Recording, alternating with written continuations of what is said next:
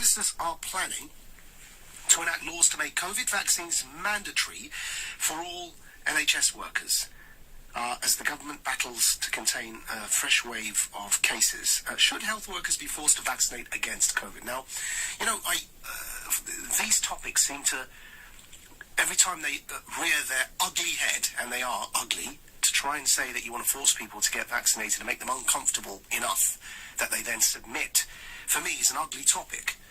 And also, as regular listeners know, believe it's in violation of Article 6 of the Universal Declaration on Bioethics, which states absolutely clearly and without ambiguity that consent is a key part of any medical procedure, and that consent, it states very directly, can be withdrawn without any negative consequence.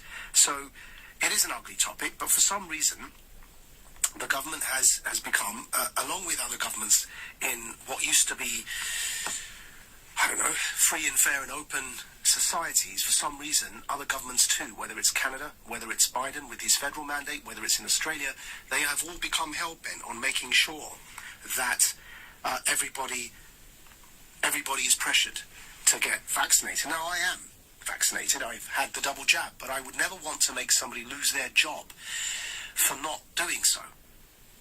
The Article 6 that I referenced, the Universal Declaration of Bioethics and Human Rights, states any preventative, diagnostic and therapeutic medical intervention is only to be carried out with the prior, free and informed consent of the person concerned based on adequate information. The consent should, where appropriate, be expressed and may be withdrawn by the person concerned at any time and for any reason without disadvantage or prejudice.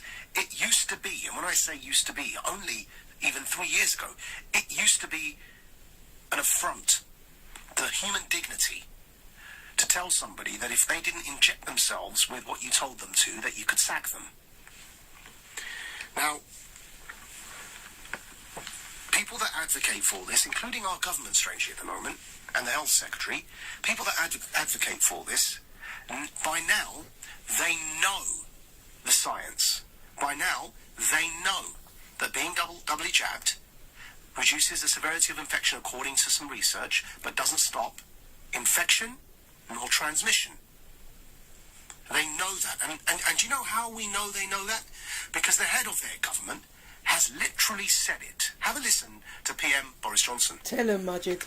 A lot of protection against serious illness and death, but it doesn't protect you against catching the disease, and it doesn't protect you against passing it on. So now is the time to get your booster. So, by the way, if you want to get your booster, that's up to you. I'm not going to tell you what to do.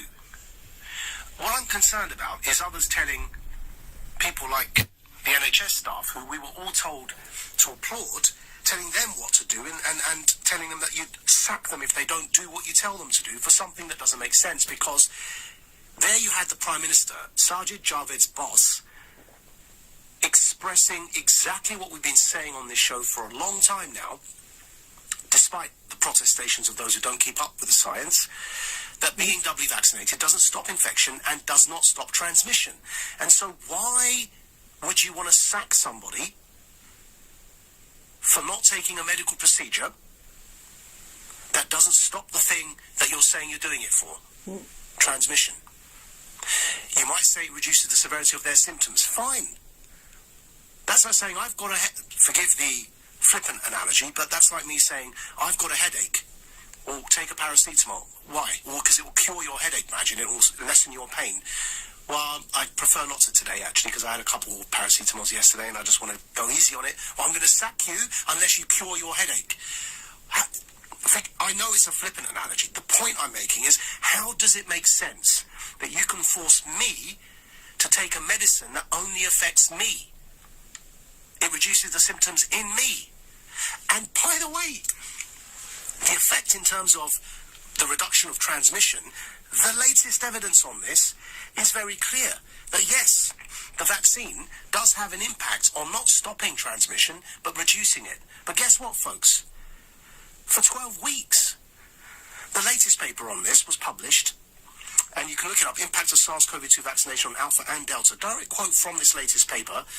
Transmission reductions declined over time since second vaccination for Delta, reaching similar levels to the unvaccinated individuals by 12 weeks. Now, logically, you then have two options. Either you insist I get a booster shot every 12 weeks to maintain the reason that you threatened me with my job. I need to reduce transmission, you're going to infect other patients. Well, that wears off after 12 weeks, so either you're telling me that I now need to get a booster every 12 weeks, or your logic doesn't make sense. Because when you add natural immunity and recovery from previous infection, we know it lasts longer than that. Especially when you add T-cell immunity to the mix. So the science is now out there. It's not even being disputed. In fact, what they'll do is gaslight you and say, oh, we never claimed it stopped transmission or infection. This is a straw man. Despite the multiple videos of even people like Fauci saying the vaccines are 100% effective. But doesn't matter. You know, we don't mind. They don't have to admit they were wrong. It's not about ego. It's about moving forwards from here. If you all now agree, including the Prime Minister, that vaccination doesn't stop infection or transmission, then for the life of me, why would you want to sack somebody for choosing what to do with their own body and for voluntarily deciding whether they would like to reduce the severity of symptoms inside themselves? Exactly. And by the way, they may have recovered from COVID and have natural immunity, which lasts longer than those 12 weeks that we just mentioned. This kind of psychological, behavioral psychology, by the way, of providing punishment and incentive for implementing government policy sets an incredibly dangerous precedent. Now we've laid out how the science doesn't back them. What we end up with is that now we know that the science doesn't back them. Now we know that even the Prime Minister knows that the science doesn't back vaccine passports. Yet they're still saying this. Then what they're really saying is that on any given policy we decide, think about it, whether or not it does what we're telling you it does or not is irrelevant, because we still want you to do what we're telling you to do, regardless of whether it makes sense or not. And if you don't do what we're telling you to do, we'll punish you. Now, that could start with vaccines, as it did with care home workers. It's now moving to all NHS staff. It will then move to all those who are contracted with NHS staff. And the point is that whether it starts with vaccines, it won't stop there. It could move to carbon emissions. It could move to, if you don't cut down on your carbon emissions, we will punish you. And you need to have a measure for that. Then it moves, it could do, to healthy eating. If you don't eat bugs, the British digital pound that we're going to roll out through the central banking digital currency, which is already in the press. It's not, this is already being prepared. In fact, Rishi Sunak recently made a video of this. I tweeted it out, talking about how excited he is that as the leader of the G7, Britain is pioneering the idea of a central banking digital currency, scrap cash. Every person has a bank account directly with the Bank of England, and it's digital money, and you can only swipe. There's no cash. And the great advantage government has in that situation is the digital pound that will be like your normal cash, but digital, could expire, as the Telegraph reported. It's being suggested it could expire if you don't spend it within a certain limit. Or it can only be spent on certain things. No red meat, only bugs. So if you end up in a situation where you allow government to tell you that if you don't do this particular thing that we want you to do, we can sack you, then imagine why stop at vaccination? Because we already know the science doesn't say what they're telling us they're doing it for. It doesn't stop transmission. They just want you to get the jab for whatever reason. It doesn't stop. There's only 7% of care workers, 7%, who are unvaccinated in England.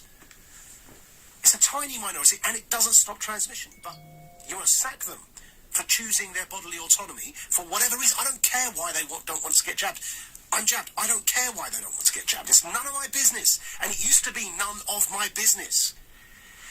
How do we get to a situation where you can make it your business what somebody else puts in their own body? Exactly. Preach it. But because the science doesn't back them, then there's only one explanation left, which is government saying, do what I tell you to do or we'll punish you. And as I say, that may not stop at vaccinations. It could involve digital currencies. It can involve carbon taxes and carbon emissions. You end up with a social credit system, which is the point. And it's why it does make sense when it doesn't make sense. Because it's not what you're being told. Obviously, the PM knows himself that being doubly jabbed doesn't stop infection or transmission. When you get to that kind of situation, it's called coercive control. And anyone who's been in an abusive relationship understands what coercive control is. If I said to my partner, while claiming to love them, that I'll force them to wear a mask, lock down in their home, prove their status to me every time they wanted to go out and buy essentials, unless they took an injection that I gave them, what would you call me? And if you're thinking of a word you'd call me now, imagine how much more powerful government is than I am in a relationship, and imagine what you'd then think of that government. Government punishing their population for not doing what they're told in their own bodily autonomy is otherwise known as tyranny. There you go. And people are beginning to wake up to this. This is LBC, guys. Italian member of the European Parliament, Francesco Donato, speaking in opposition.